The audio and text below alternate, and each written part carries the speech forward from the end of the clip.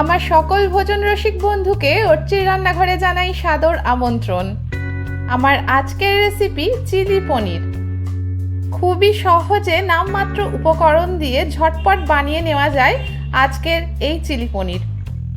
তাহলে চলুন রেসিপিটা দেখে নিন, আর রেস্টুরেন্ট থেকে অর্ডার দেওয়া বন্ধ করে নিজেই বাড়িতে বানিয়ে সবাইকে তাক লাগিয়ে দিন। চিলি পনির বানানোর জন্য প্রথমে আমি একটা বাটিতে হাফ চা চামচ লঙ্কার গুঁড়ো দিয়ে তার মধ্যে দিয়ে দেব 2 টেবিল চামচ মতন জল। এবার এই মিশ্রণটার মধ্যে দিয়ে দেব 300 গ্রাম টুকরো করে কেটে রাখা পনির, আর দিয়ে দিয়েছি হাফ চা চামচ গোলমরিচের গুঁড়ো আর 1 চা চামচ কর্নফ্লাওয়ার।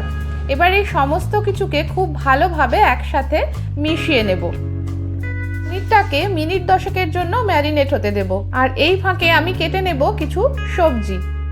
এখানে আমি একটা ক্যাপসিকাম, একটা টমেটো, 4টে পেঁয়াজ ছবির মতন করে কেটে নিয়েছি।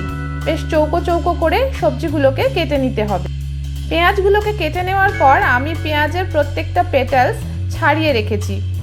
এর সাথে আরও নিয়ে নিয়েছি 5-6 কোয়া রসুন কুচি কুচি করে কেটে বা থেতো করেও নিতে পারেন। 1/2 ইঞ্চি আদা আমি এখানে কুচি করে কেটে নিয়েছি, আর 4-5টা কাঁচা লঙ্কা লম্বা লম্বা করে চিড়ে নিয়েছি। এবার একটা ফ্রাইং প্যানে 4 থেকে 5 টেবিল চামচ মতন সাদা তেল গরম হতে দেব। তেলটা গরম হয়ে গেলে ম্যারিনেট করা পনিরগুলো এক এক করে এই তেলের মধ্যে ছেড়ে দেব। এখানে আমার সবকটা পনির দেওয়া হয়ে গেছে। এবার পনিরগুলোকে উল্টে পাল্টে খুব সাবধানে 2 পিঠ ভালোভাবে ভেজে নেব। আমার পনিরগুলো বেশ ভাজা হয়ে গেছে। এইভাবে লালচে করে একটু ভেজে নিতে হবে। পনিরের ভেতরটা কিন্তু সফটই আছে, ওপরের কোটিংয়ের জন্য এই কালারটা লাল এসছে। পনিরগুলোকে অন্য একটা পাত্রে তুলে নেওয়ার পর ওই তেলের মধ্যেই আমি দিয়ে দিচ্ছি কুচানো আদা আর থেতো করে রাখা রসুন। এই আদা আর রসুনটাকে ভালোভাবে একটু ভেজে নিতে হবে। আদা রসুনের কাঁচা গন্ধটা চলে যাওয়ার পর এর মধ্যে আমি দিয়ে দেব চেরা কাঁচা লঙ্কাগুলো। কাঁচা লঙ্কা দেওয়ার পরে একটু ছিটে আসবে, খুব সাবধানে নাড়াচাড়া করতে হবে।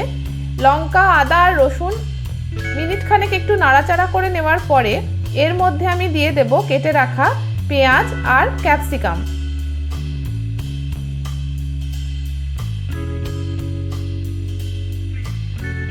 পেঁয়াজ আর ক্যাপসিকামটা ভালোভাবে নাড়াচাড়া করে আদা রসুনের সাথে মিশিয়ে নিতে হবে। আর সবজিগুলোর যখন হালকা একটু কালার চেঞ্জ হতে থাকবে সেই সময় এর মধ্যে আমি দিয়ে দেব কেটে রাখা টমেটো। টমেটোটা দেওয়ার পর আবারও খুব ভালোভাবে নেড়েচেড়ে সবজিগুলোকে একটু ভেজে নেব। বেশি ভাজা যাবে না। সবজিগুলোর হালকা রঙটা একটু চেঞ্জ হলে এর মধ্যে আমি দিয়ে দিচ্ছি 1/2 চা চামচ লঙ্কার গুঁড়ো, 1/2 চা চামচ মরিচ গুঁড়ো। এবার এই লঙ্কার গুঁড়ো আর মরিচ গুঁড়োটাকে খুব ভালোভাবে আমি সমস্ত সবজির সাথে মিশিয়ে নেব। সমস্ত উপকরণ বেশ কিছুক্ষণ নাড়াচাড়া করে ভেজে নেওয়ার পর এর মধ্যে আমি দিয়ে দিচ্ছি 1/2 চা চামচ সয়া সস আর 1/2 চা চামচ টমেটো সস। দিয়ে দেব 1/2 চা চামচ ভিনিগার। এবার আবারও সমস্ত উপকরণকে খুব ভালোভাবে একসাথে মিশিয়ে নিতে হবে। এখনো পর্যন্ত আমি কিন্তু রান্নাতে নুন অ্যাড করিনি। এইবার এই অবস্থায় আমি এখানে দিয়ে দিচ্ছি 1/2 চা চামচ নুন আর 1/2 চামচ চিনি।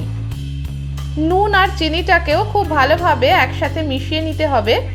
নুন আর চিনিটা ভালোভাবে সবজির সাথে যাতে মিশে যায়।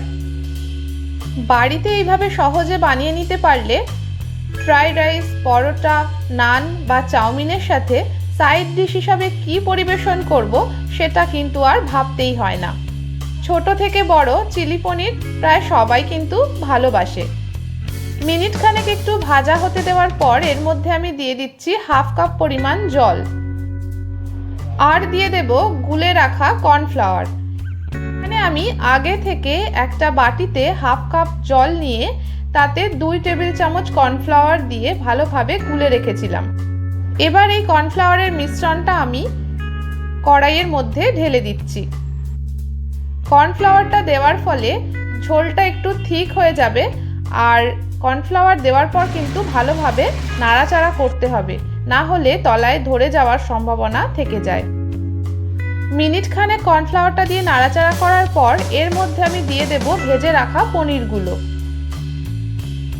ব্যাস, এবার ভাজা পনিরগুলো দিয়ে হালকা হাতে নেড়ে চেড়ে ভালোভাবে মিশিয়ে নিলেই রেডি আমাদের চিলি পনির। তাহলে বন্ধুরা, কেমন লাগলো আজকের রেসিপি? আমাকে কমেন্ট বক্সে লিখে জানাতে ভুলবেন না যেন। ভিডিওটা ভালো লেগে থাকলে অবশ্যই লাইক আর শেয়ার করবেন।